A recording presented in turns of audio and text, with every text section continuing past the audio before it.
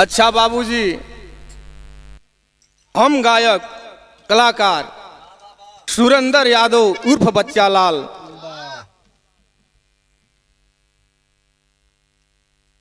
एवं साथियों के बीच में एगो बिरहा छोड़तानी। बहुत खुशी की बात है। जवना बिरहा का शीर्षक मां अमिला देवी का चमत्कार, स्नेहा स्टूडियो रावटसगंज सुनील भाई के देख रेख में होखत बा। जवना में साथी कलाकार हारमोनियम पर राम सजीवन, नाल पर राजू भैया जी, कोरस पर तस्वर, झांझ पर जितेंद्र और बबलू। बहुत खुशी की बात है आज हमारे इस महफिल में माननीय श्री श्याम नारायण कवि जी उपस्थित हैं। बोदलपुर की धरती से आवा मास्टर साहब मिजाज बना के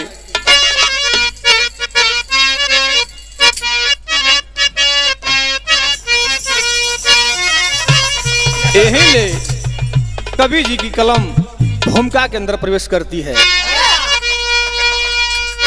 कि हर जिंदगी के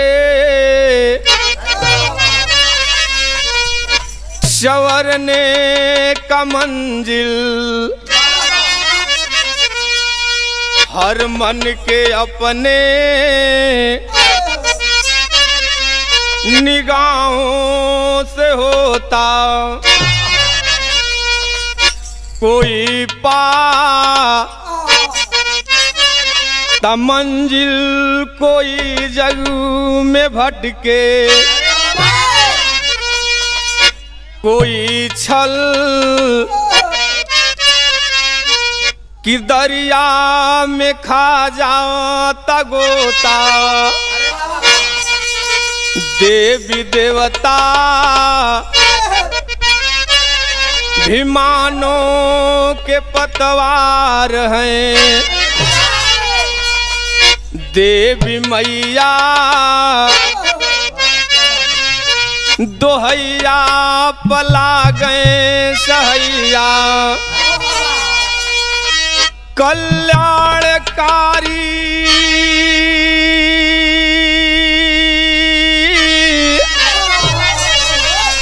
स्वयं दुख निहारी।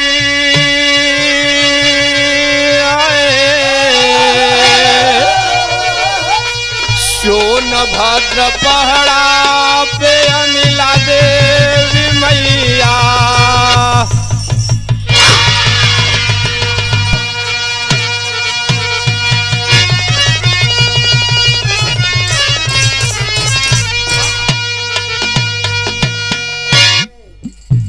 इसी सोनभद्र के अंदर रावटसगंज से लगभग 30 या 32 किलोमीटर के दूरी पर रामगढ़ मार्केट है। रामगढ़ से लगभग 30 या 32 किलोमीटर के दूरी पर दक्षिण साइड में मां अमिला भगवती का धाम है। इस बिरहा के अंदर आप लोगों को सुनने को मिलेगा कि माई के नाम अमिला कब पड़ल, कैसे पड़ल, कौने रूप में कहाँ रहले, कौने सन में कहाँ से अइले। गजल से सुंदर भाव मास्टर।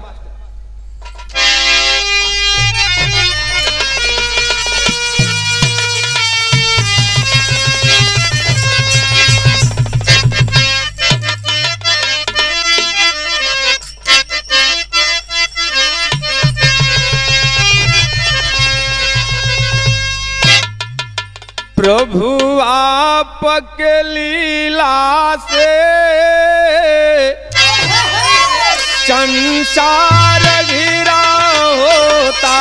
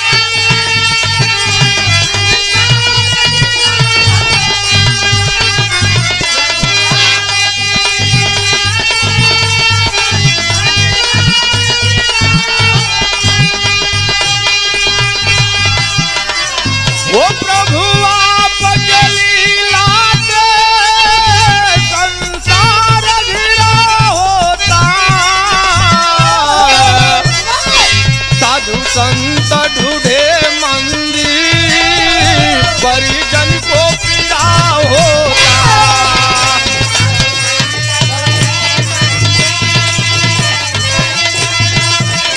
जियो बहादुर जियो।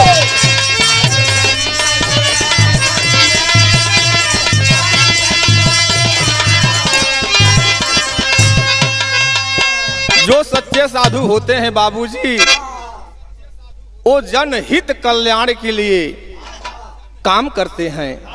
कोई अच्छा मंदिर ढूंढते हैं, पूजा पाठ करते हैं कि जनता का दुख कट जाए।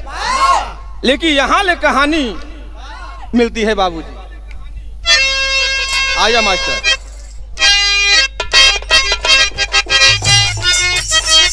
जियो से जियो।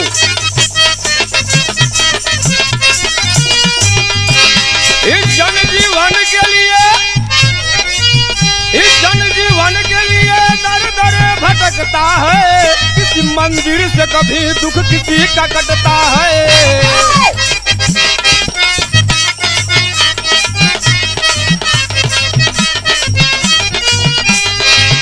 सरल स्वभाव सदा, सरल स्वभाव सदा भेद में दिखाई है। जन कल्याणी माई अमिला देवी आई है।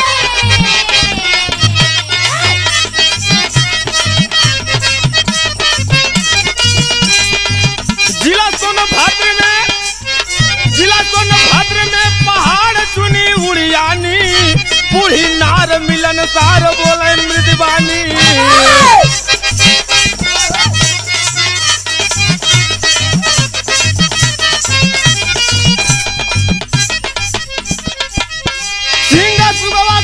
भी पसंद ना हुआ, सिंह सुगवा को भी पसंद ना हुआ, तो काहे उड़ियानी पहाड़ी से मिल रही दुआ।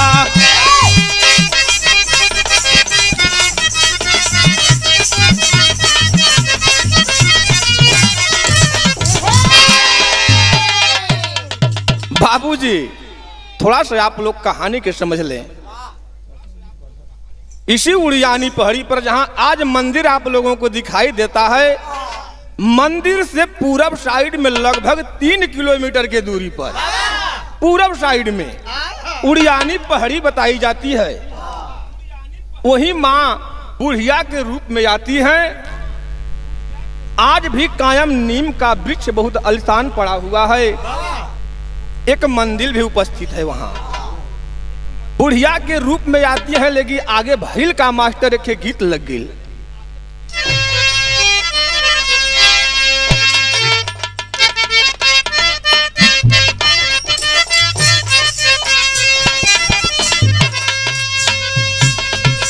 मास्टर भैया गीत बजावत हो कोनो लड़की के चाल चलन पर, ओकरे पहनावा के देख में बड़ी नीक कहले हमारे मास्टर भाई कुछ कर रहे हैं कि एड़ीदार संडिल साफी बेगला टकाए गोरी।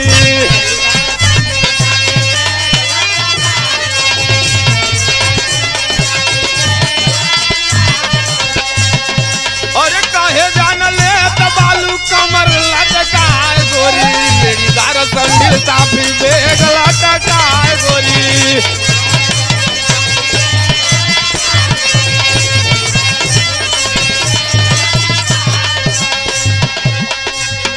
ये गीत रहल, लेकिन भाव लगल बाबूजी कि सुनैली सब कर पुकार माई पहाड़ी पर।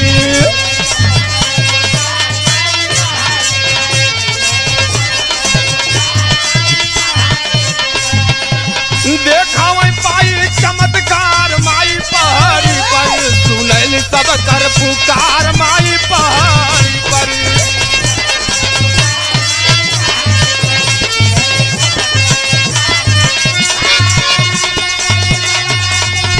जियो शेर जियो।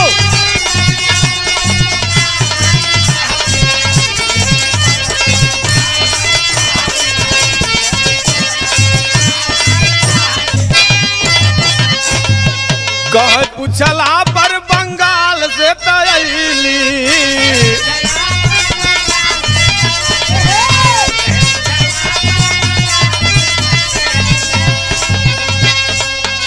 राम बाबा के बंगालिन जेलिन भैली।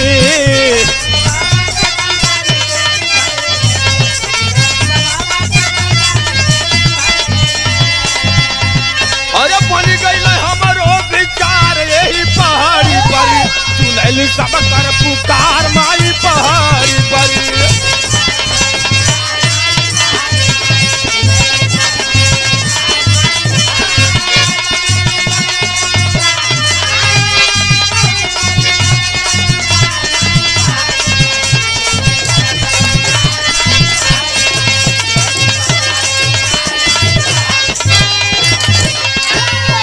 बाबूजी जब बुढ़िया के रूप में माई उड़ियानी पहाड़ी पर आती हैं तो लोग देखते हैं, कहते हैं माँ कहाँ से, ए दादी माँ कहाँ की रहने वाली हैं, कहाँ से आई हैं, कहाँ जाएंगी आप। माँ बताती है कि मैं बंगाल देश की रहने वाली हूँ, कि ना राम बाबा की चेलिन हूँ। मैं अपना योग साधना पूरा करने के लिए इसी पहाड़ी पर आ गई हूँ। मैं सोच रही हूँ कि अपना जीवन परवरिश यहीं पर कर लूं। यही बात है मास्टर, आगे का मिलल गीत लग गई।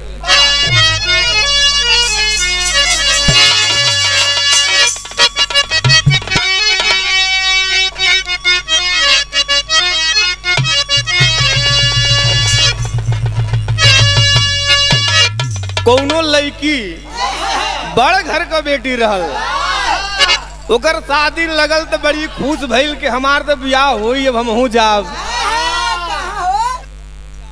तो ब्याह है विदा का नाम सुनल है, बहुत खुश भइल। लेकिन जब बारात आइल तो लड़की के बाप कहता भगत एक बात तो भूल गई हम, हमरे के ब्याह है विदा ना सहला।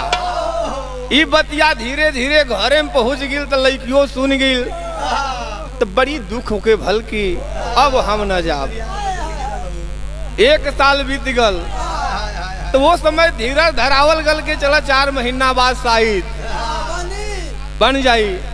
लेकिन धीरे धीरे जोहत जोहत 1 साल बीत गल, 2 साल बीत गल, तीसर लग गल। तो लड़की अपने राजा जी से कहले मोबाइल में, का कहले मास्टर राजा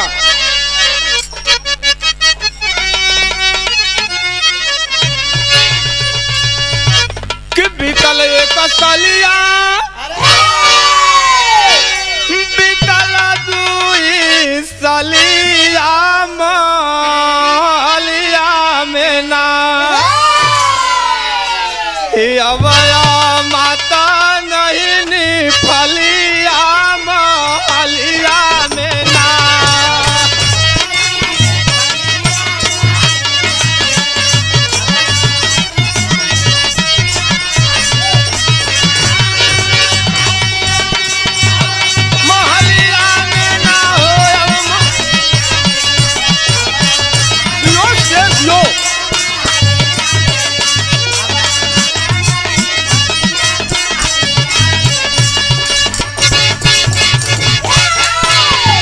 लेकिन ये गीत रहल, लेकिन भाव लगल आगे भयल का कि हरत माई मतिया बोलता गिना बतिया मतिया से ना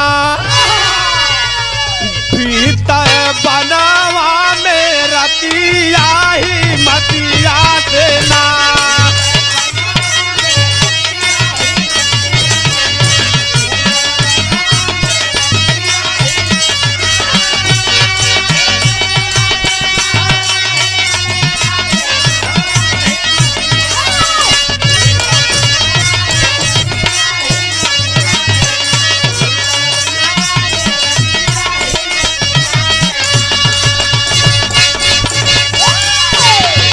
हर एक बीमारी का इलाज माई भैली,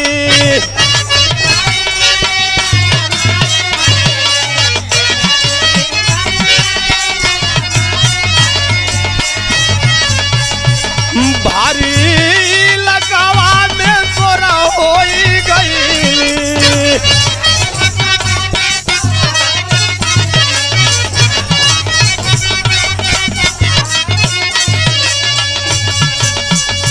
जगह का लोग टाइम एक सतिया ही मतिया से ना बीते बनावा में रतिया ही मतिया से ना। हे बाबूजी, माई बुढ़िया के रूप में आई रहली। भैया पूछें कि दादी माँ कहाँ से आई हैं, कहाँ की रहने वाली हैं। लेकिन एक चमत्कार और माई देखौली कि टाइम एक कई रहे 10 बजे कोई से मिल जाए सिंगा सुगवा खोह में, कोई से उड़ियानी पहाड़ी 10 बजे, सजीवन भैया से हमारे मिल जाए 10 बजे अपने चट्टी पे भैया चतरा चट्टी पर, भैया से हमारे मिल जाए धर्मल बन्ना पर। लेकिन जब लोग सांझी के चक्करिया गाय में जुटे तो कहें कि हमसे दादी माँ आज पहाड़िया पर 10 बजे मिलल रहली, तो कोई कहता कि हम से तो सिंगा खोह में 10 बजे मिलल रहली, तो कोई कहे नदी जो बा आज धाम के पहले नदी होले उ सुगवा खोह बोलला, कोई कहे 10 बजे हमसे मायू खोहवा मिलल रहली। तो कुछ लोग कह रहे हैं कि कोई साधारण मानव नहीं है, लगता है कि कोई आदि शक्ति है। कुछ लोगन के कपारे में दर्द हो तो कहे हे दादी माँ हमारे सर में बड़ी तेज दर्द बा, माई माटी उठाई के फेंक दें तो सर का दर्द खत्म हो जाए। कोई कहे दादी माँ हमारे कमर में बड़ा दर्द बा, माई बकुली से छू दें कमर का दर्द खत्म हो जाए। कुछ लोग टेक के गए दौड़ल गए, पूरे जितनी पहाड़ के अंदर गांव है, जितनी भी बस्तियां है, हलचल मच जाता है। हर माँ हर एक मर्ज की इलाज बन जाती है। कोई भी मर्ज है माँ की छड़ी ही उसका इलाज है, यही ले माँ भरमाती है। कुछ लोग खोजते हैं, कहते हैं दादी माँ आपके आश्रम यही बन जाए तो ठीक रहे, हमन के खोजे में बड़ा दिक्कत होले, कहियो ये पेड़े तर कहियो वो पेड़े तर कहियो वो खोहे में आप रहिला। तो कहली कि बचवा समय आई ये पर्वत खोह में कोई चमत्कार सा सीन अगर दिखाई देता है वहीं हमारे मंदिर का निर्माण करना, यही ले माँ भरमाती हैं। तेरी में भाव लगल मास्टर।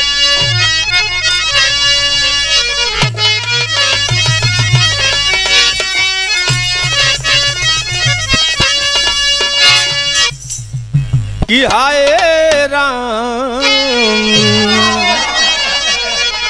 अरे भरमाई अमिला देवी माई, अरे भरमाई अमिला देवी माई, देखल सीन सामने पेड़ शेर को खाई। अरे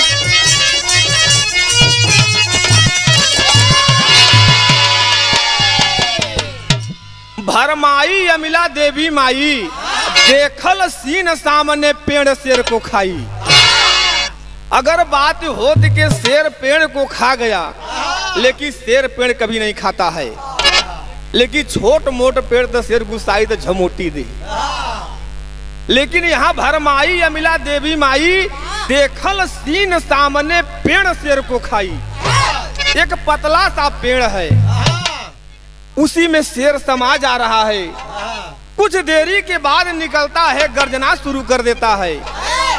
कुछ लोग देखते हैं, कहते हैं यार गजब सी सीन है, अगर इस शेरवा आवला तो जाला के रही पेड़वे में घुसुर जाला, अगर मोटहन पेड़ हो तो माला खोड़ हो तो में घुसुर गजल, लेकिन बहुत पतील सा पेड़ है, उसी में शेर समा जा रहा है। कुछ देरी के बाद शेर निकलता है, फिर गर्जना शुरू करता है। माँ का घोंसला लोगों से, माँ का घोंसला लोगों से मंदिर वहीं बनाइएगा जहां कहीं भी पर्वत खोह में चमत्कार को पाइएगा। जब सीन देखा लोगों ने तो मन की गगरी छलक गई, जब इससे अच्छा धाम कहां मंदिर की जगह झलक गई। पुरनकी बतिया कुछ लोगन के याद हो गई कि दादी माँ बतौले रहली कि कोनो चमत्कार अगर पर्वत खोह में दिखाई देता है वही हमारे मंदिर का निर्माण कर देना। ये बात याद हो गई कि बात तो बीत गई कुछ दिन भाई, लेकिन चमत्कार तो यही भाई कि पेड़े में शेर समाये जाता है अब फिर निकल आता है। तब मंदिर का निर्माण यहाँ करे के चाहे गीत लग गिल मास्टर आगे भयल का।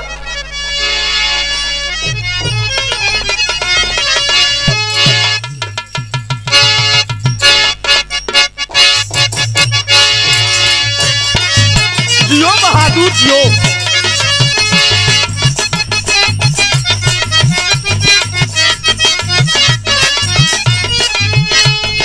कौनो लड़की के देख के बाबा नियर आदमी कुछ कहले बा। हाँ हाँ कि ये हो या न बेलिया तोहरा कोई छावा में भेलिया तनी मंगनिया दे दाना, तनी मंगनिया दे दाना, हमके जाना दिन पुरानिया हो मंगनिया दे दाना।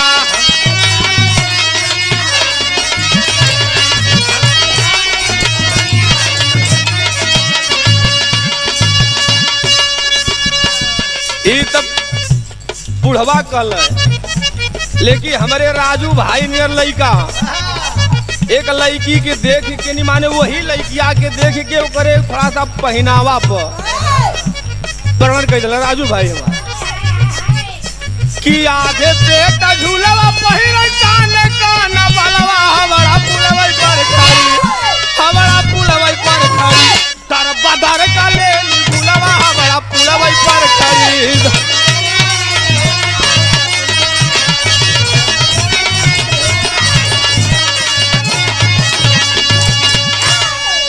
ये गीत रहा लेकिन आगे भयल का कि झारिया चकारिया गड़ाव गाँव वाले लोग आवे लगल ना, ओ आवे लगल ना, बनता वो चोखा पहेगा लोग चढ़ावे लगल ना।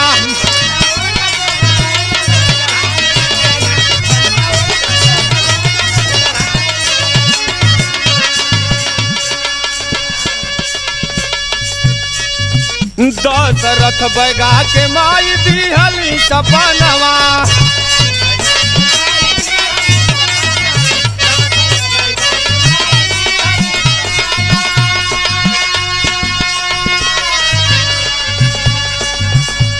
कई के खोदाई लेला मंदिर बहुत धनवा,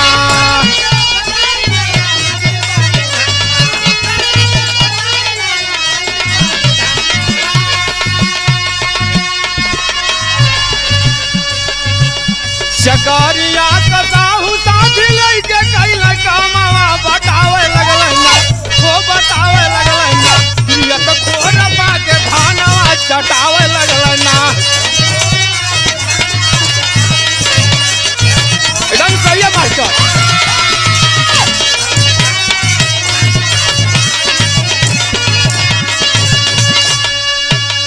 और बाबूजी दशरथ बैगा को मां स्वप्न देती है, चकरिया के रहने वाले हैं, अभी आज भी माँ का पूजा करते हैं उनका नाती। स्वप्न देती है माँ कि पहाड़ी के ऊपर कहीं भी आप खुदाई करेंगे रकम मिलेगा और रकम लेकर मंदिर बनवा देना। और चकरिया के रहे वाला साहू जी दशरथ जी के मित्र रहले, जाके कहले कि भैया हो ऐसा बात बा कि माई हमके सपना दिली, वैसे ही बुढ़िया के रूप में अली, कहली हे दशरथ लाल उस पहाड़ी के ऊपर जहां आप लोग सीन देखे हैं कहीं भी खुदाई करेंगे तो रकम मिलेगी और रकम लेकर मंदिर बनवा देना लाल। दोनों मित्र जाते हैं बाबूजी, जहां खोदें तहीं पैसा मिले, दोनों लोग बोरा में भर ले लेके घरे आ गई और साहू जी की नीयत बिगड़ गई।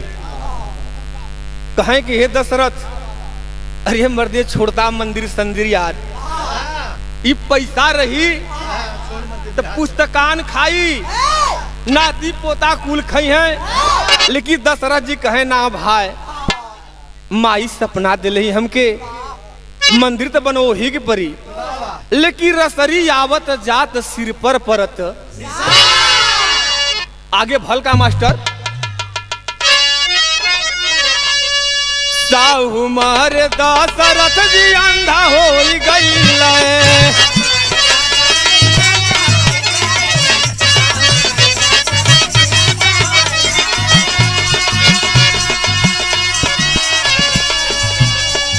नाऊ जग हजाम बड़ा धाधा हो गई।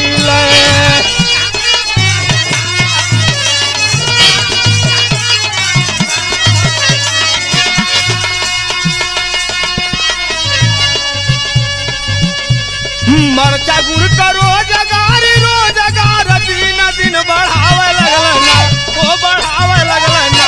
रात धामवा पठारी बितावे लगलना।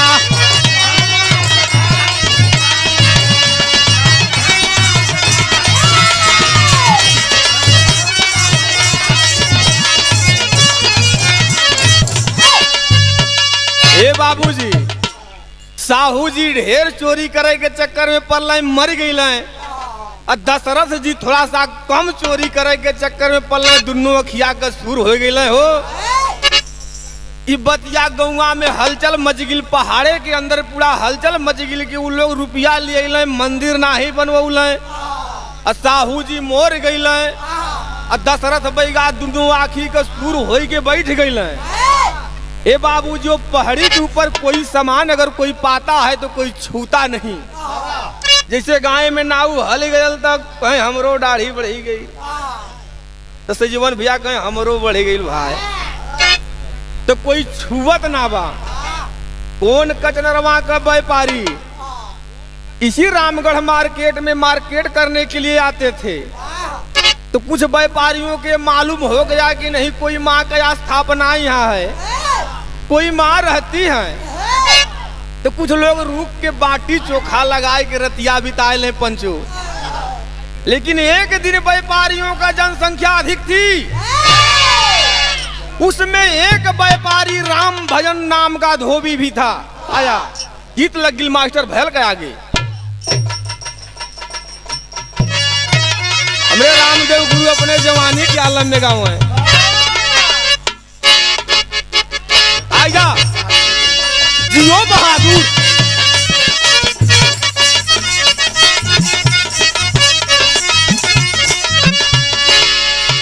कि गजब हरक्के,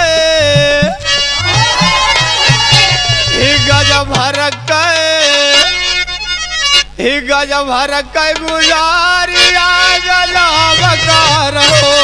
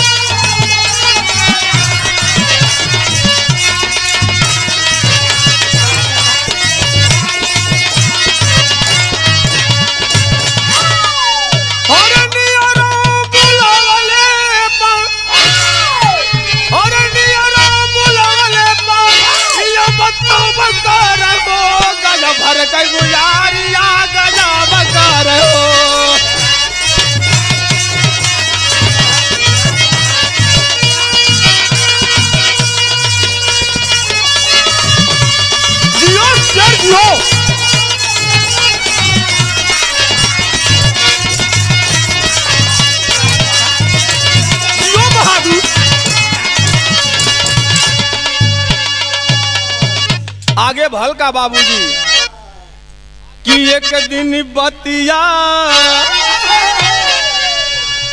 एक दिन बतिया से बातिया करा लगल हो।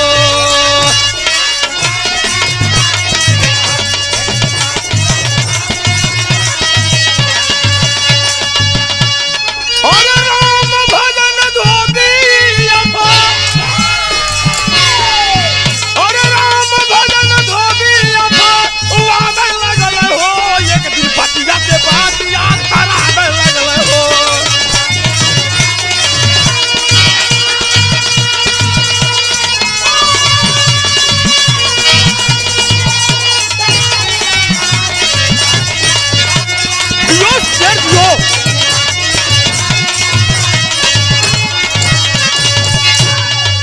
धोबी के शेरवा ले गई उठाई, अरे कई टुकड़ा में फाड़ दिहल बन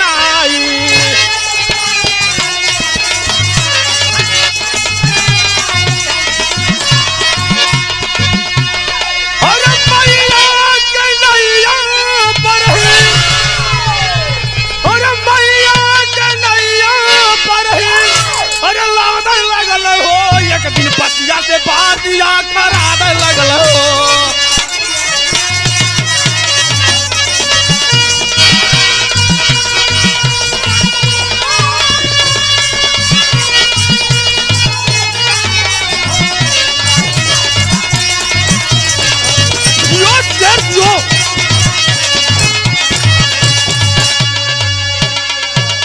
हे बाबूजी, कौन कचनरवा का व्यापारी रामगढ़ मार्केट में बाजार करने के लिए आते थे, तब माई के धमवा पर जहां आज मंदिर आलीशान दिखाई देता, तो रूख की बाटी चोखा लगा के रतिया बिता ले पंचो।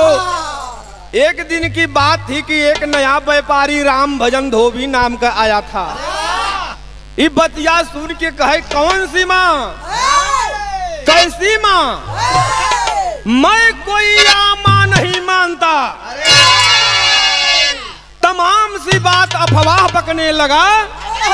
माई के बाबूजी बतिया बर्दाश्त ना भइल हो, आसन छोड़ के शेर रूप में आती है बाबूजी।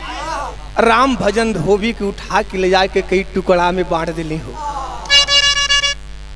बर्दाश्त ना भइल,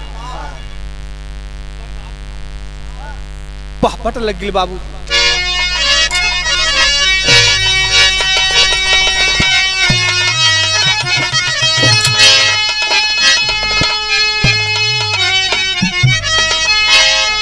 एक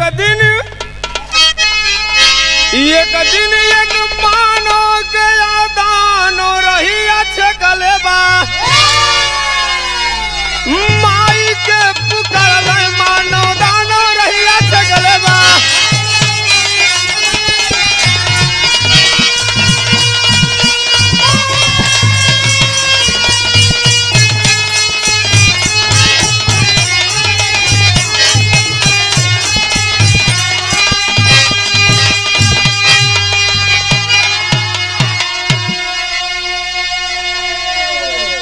अली तुरंत से रूप में दानो मार गिरावली हो, मंदिर के दक्षिण साइड माई दानो अंश के बैठावली हो। वही के बलि चढ़ा तो दानो रही अच्छे गलेबा, माई के पुकार मानो दानो रही अच्छे गलेबा। ए बाबूजी, वो पहाड़िया के ऊपर एक दानो रहा करता था। एक दिन की बात है कि कौन कचनरवा से एक व्यापारी अकेला आ रहा था रामगढ़ मार्केट में मार्केट करने के लिए। हे बाबूजी, वो दानवा आकर राह के तो छेक लिया। एकदम अवाक व्यापारी खड़ा है, कहे आज जिंदगी बची नहीं। दानवा राह को छेक लेता है, व्यापारी अवाक खड़ा है, लेकिन याद आ गया कि कोई माँ यहाँ रहती है। कहता है माँ माँ माँ। इतना बतिया सुनते पंचो माई आसन छोड़ दिली हो, शेर रूप में जाती हैं, दानवा को मार गिराती हैं, मंदिर के दक्षिण साइड में स्थापना देती हैं, कहती हैं जन कल्याण करो भोजन मिलेगा। क्यों दर दर भटकते हो, क्यों लोगों को पीड़ित करते हो? खून का प्यासे हो ना, खून तुम्हें चाहिए ना, लोग तुम्हें खून पहुंचाएंगे। सिर्फ मैं जो कह रही हूं वही करो, लोगों का कल्याण करो। बाबूजी जो न आज लोग कहल माई के मन्नत मन ले है, 5 ठे मुर्गा काट दे, अमिला भगवती के 10 ठे बकरा चढ़ाई। बाबूजी माई के पूजा नारियल चुनरी कपूर अगरबत्ती, अगर वो हो नहीं अटल तो खाली हाथ जोड़ के विनती कर लेला, माता कभी कुमाता नहीं होती। वो खून के जो पूजा होला, खसी बकरा के पूजा, दानवा का पूजा होता है बाबूजी। तो यहाँ थोड़ा सा मास्टर बिहारी वाई लग गई। अरे राम राम राम राम राम राम,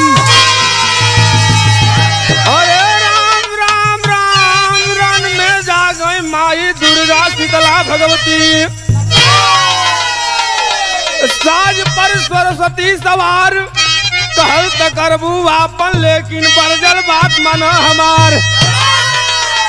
बन चलत करी सुमिरनी माई, बन शक्ति कटी चढ़त करी सुमिरनी डिहवार। येहू ले जबरा गाढ़ परता करी सुमिरनी माई बुढ़िया के, अरे जे करे गोदिया मेरे भाईया,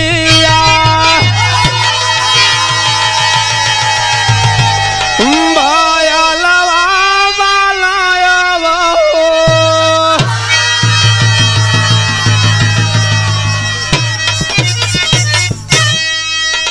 तिया हीरा भाई सिंह संग चरवा,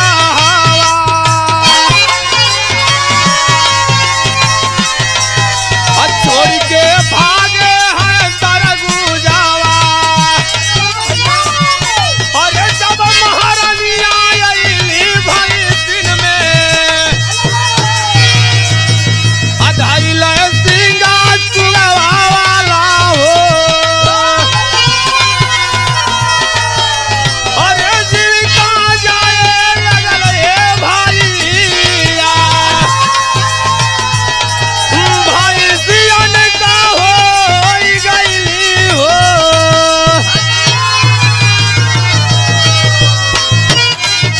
सिंगा चुगवा खोह चराउर उड़ियानी पहड़ी अड़ार, एक दिन ऊपरा शेर देखायल घेर के भोइस कैली नार।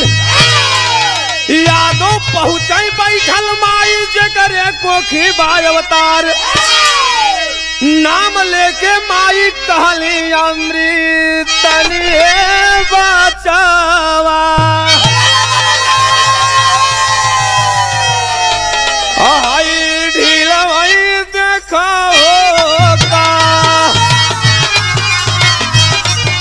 आई अम्मी कहीं के बढ़ गए खिया खिया खिया,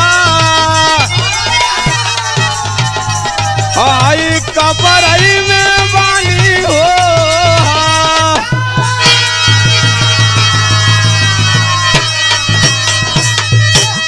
थोड़ा सा बाबूजी आप लोग कहानी को समझ लीजिए। जौने यहीरे के नी, जौने यहीर के नी 100 ठे गाय 50 ठे भैंस हो गई, तो वहीर कही पूरा इलकवे हमारा, हमें दूसर कुछो चाही वाही नहीं। अब हमार पूरा इलाका है, बहुत संपत्ति हमरे के भाई। पहले गायन भैंसिन में भगवती का बड़ी बरियार डेरा पर है, लेहड़ के लेहड़ साफ हो जाए।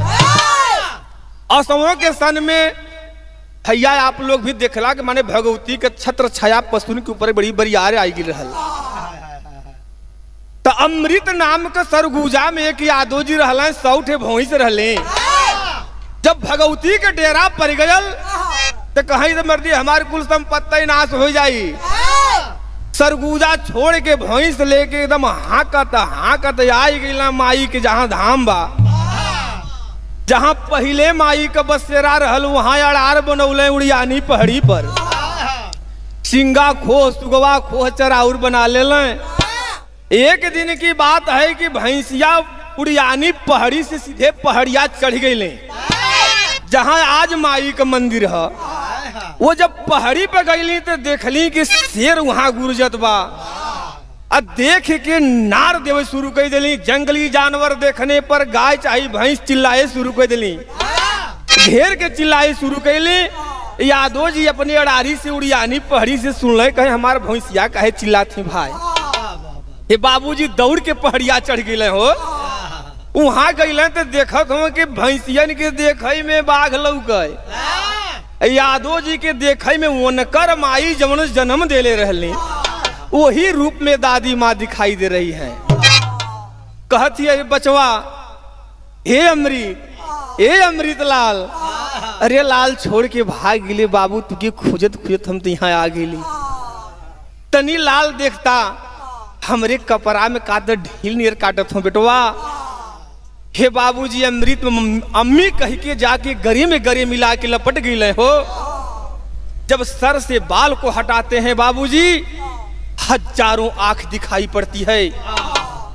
अवाक होकर खड़े हो गए, लेकिन माँ यहाँ क्या कर रही है?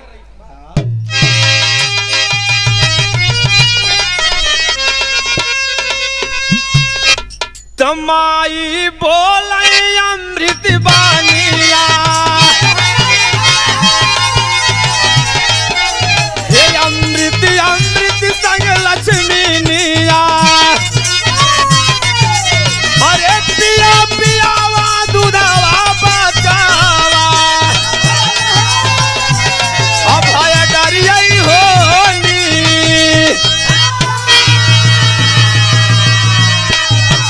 अरे अम्मी लगाही दिहाए भाईया, आय अम्मी आई भी हो तो।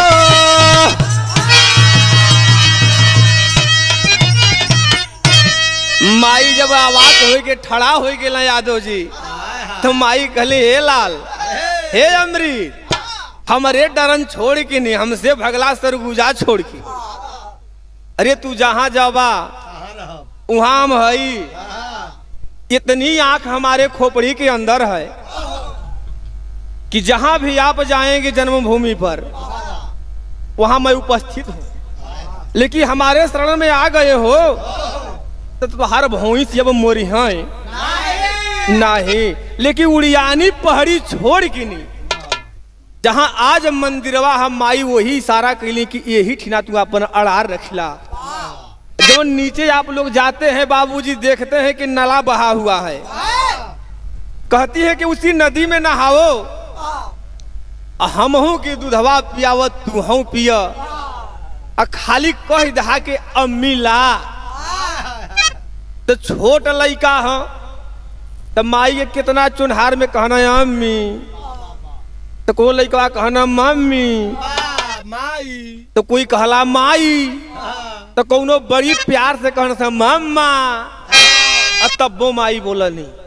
तो माई कहली खाली कही दहा बचवा अम्मी ला, यही पेड़े में तू एक लोटा दूध गिरा दहा, और जब तुहार समय हुई तो बोल दहा के अम्मी, तो हम उपस्थित हो जाओ। वो वही रे का जात नदी में नहाई के, नदी में नहाई के नहीं जाई के नहीं, निगरई दूध कहे मिला। तो माई प्रकट हुए, दूध पिए। एक दिन की बात है कि माँ आने में लेट कर देती है, सोचती है कि मैं देखूं कि सच्चा भक्त है कि नकली भक्त है। आने में माँ लेट कर देती है। वो अमृत लाल अहिर लगल चिल्लाए, ले के लोटा का दूध है मिला मिला। तो कुछ लोग लकड़ी गढ़े वाला, बकरी भेड़ चरावे वाला, अगल बगल का लोग जब सुन ले कि यार हीरा काहे आज चिल्लात बना है, तो धीरे धीरे लोग नजदीक हो गए। तो ये हर इनकार से पीठ बढ़ गई, मिला मिला मिला। अब बोले मान जा, माई प्रकट हो जाती है, कहती है लाल थोड़ा मुझसे लेट हो गया, हमको क्षमा कर देना बाबू, मैं कुछ दूर चली गई थी। तो कहे माँ अगर इस प्रकार से आप लेट करेंगी तो मैं मर जाऊंगा। बार बार शब्द दोहराने पर, अम्मी ला कहने पर लोगों को सुनाई पड़ रहा था अमिला। जब अगल बगल के लोगों को सुनाई दिया अमिला शब्द, तो माँ प्रकट हो जाती है। तो कुछ लोग देखलें कहलें कि यार हीरा जब कहला अमिला, तो पेड़वा में माई फिर प्रकट होनी। उसी दिन से बाबूजी माँ का नाम अमिला पड़ गया, अमिला के नाम से प्रसिद्ध हो जाती है। हमें भाव लग गल माई।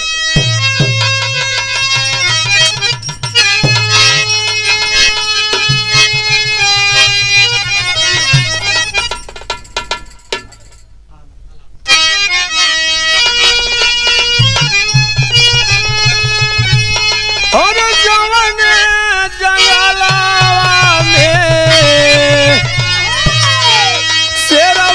बैठाई दर के वही आज भीड़ भारी लागे दरबार।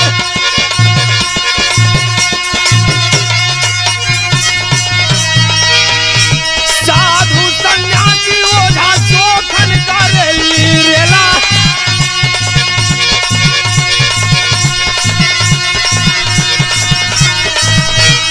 गवलो गवाला नहीं महिमा अपार।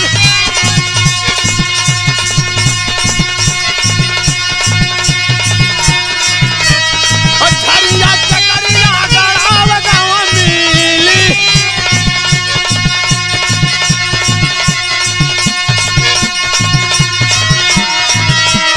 मिला जुला दिए छोटा मंदिर बनवाए।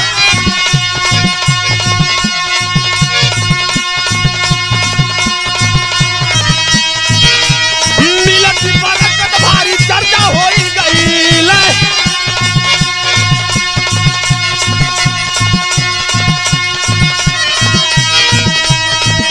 लागल लगल मेला जहाँ भारी हड़ताल।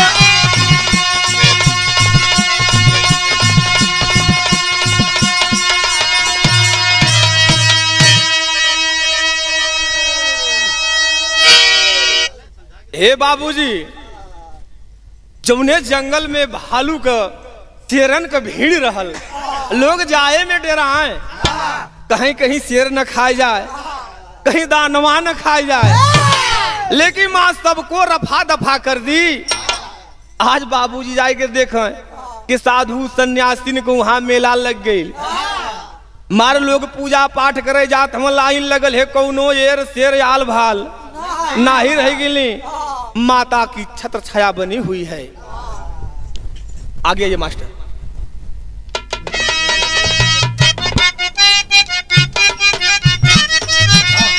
1930 में भराइल बुनियादिया।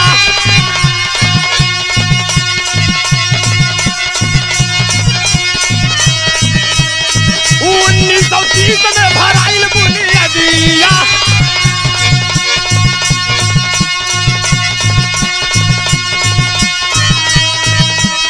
2021 में बा मंदिर आलिशान।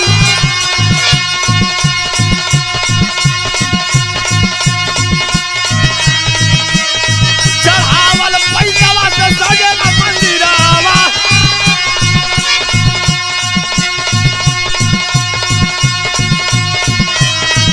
औरो बनत बारू टाइगर स्थान।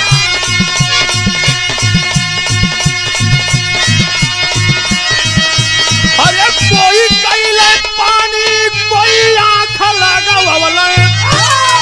माई का ममता दया का बरसात देखा।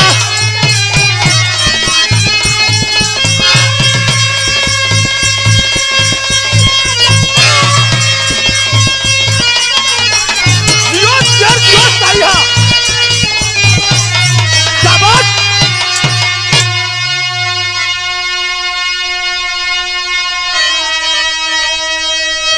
हे बाबूजी, 1930 में माँ का मंदिर का बुनियाद भराई गई। 2021 में आप लोग जाकर देखिए, बहुत विशाल मंदिर बन चुका है। आलिशान बंगला बन गया। जो पैसा चढ़ाया जाता है दान पेटी में डाला जाता है। इकट्ठा होने के बाद बाबूजी रुकई के धर्मशाला बनत हो।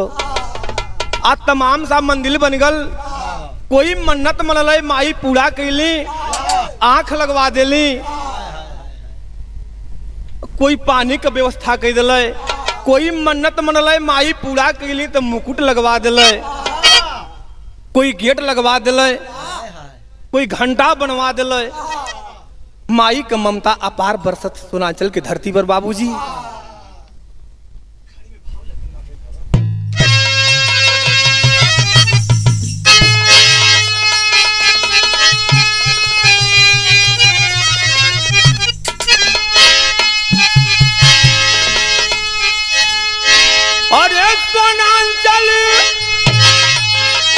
सोनांचल के पहाड़ा पर सुखद के नैया परवा करे आगे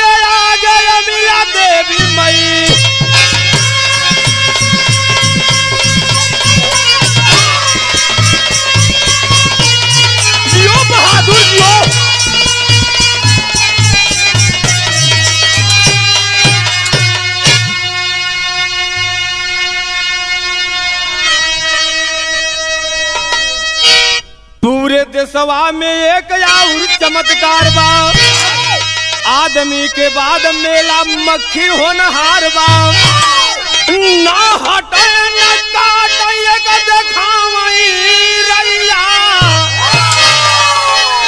परवा करैया के आगे मिला देवी मई।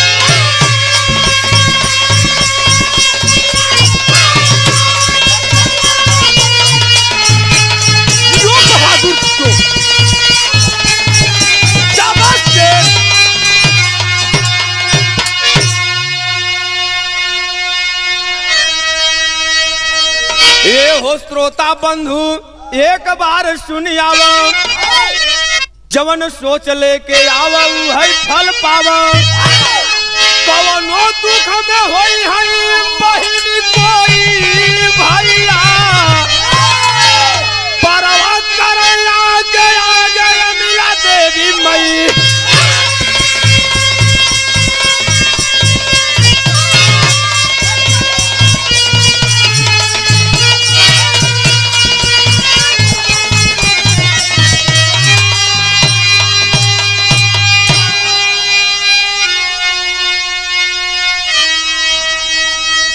बाबूजी इसी सोनांचल की धरती पर मां अमिला भगवती का धाम बन गया।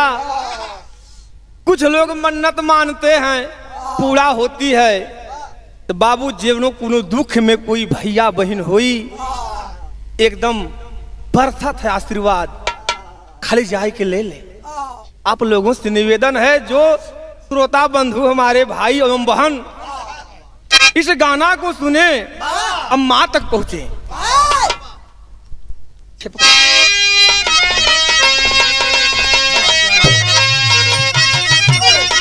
गुरु बिहारी गुरु गणेश चंद्रिका की सीताराम, कथन करें कवि श्याम नारायण की तजीत की धारा।